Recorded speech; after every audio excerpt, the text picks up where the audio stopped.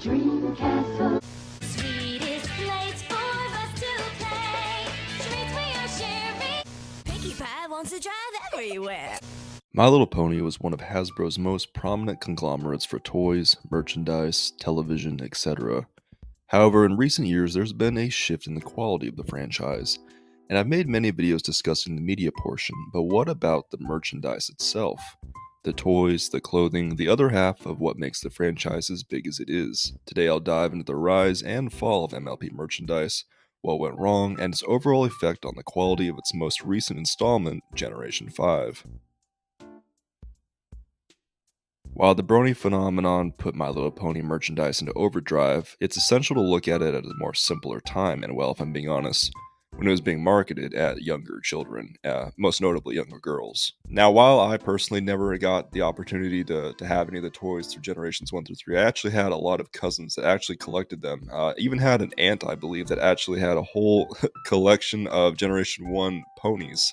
And this was a huge collection thing back in the day. There were actually conventions where simply buying and selling My Little Pony toys, talk about your collection, trade, sell, and believe it or not, there's still a few that are occurring to this day. It really makes me wonder what those people think of when the Brony phenomenon took over and kind of shifted the focus on those conventions. Very interesting to see the shift of just like, selling MLP merchandise, trading with one another to, BronyCons. Last weekend, more than 4,000 fans of the show gathered for a My Little Pony convention. It was a huge event with panels, galleries, and a giant merchandise area. And the most unusual part of this, everyone, was that most of the attendees were male.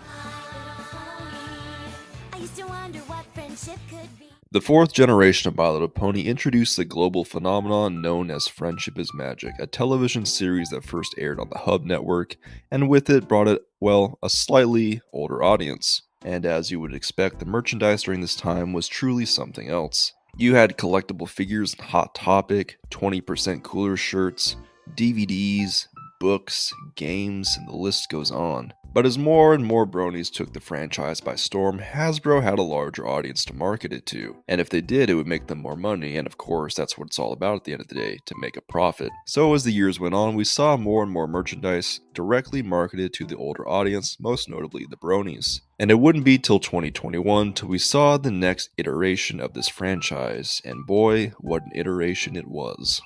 In 2021, we got Generation 5, debuting with a Netflix movie called A New Generation. The Tell Your Tale YouTube series and the Make Your Mark Netflix series, the merchandise went in a very different direction than what was previously around. Sturdy and good quality toys that we used to have were now replaced with cheap plastic molds, unbrushable hair, and just overall poor quality. It's important to note that the toys in general are starting to become more or less profitable than they were even 10 years ago. The rise in technology and the ability to have entertainment at the touch of your fingertips is undoubtedly a leading factor in why sales have been so low for Hasbro over the last few years. And it's a bit wild to say, but fan-made merchandise has really Hasbro beaten the last few years. For example, plushies are very big in the fandom.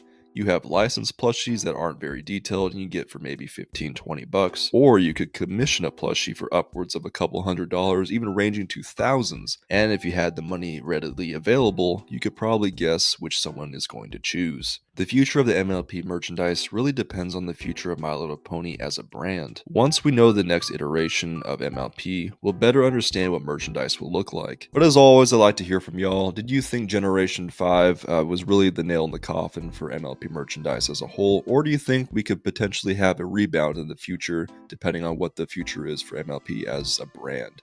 Thank you guys for watching. Mine has been BlueBolt. Give me a like if you did enjoy the video, and subscribe if you're brand new to the channel. I post stuff like this all the time, talking about a wide range of MLP content. Again, leave your thoughts in the comment section below. Thank you guys for watching. Mine has been BlueBolt, and I'll catch y'all in the next one.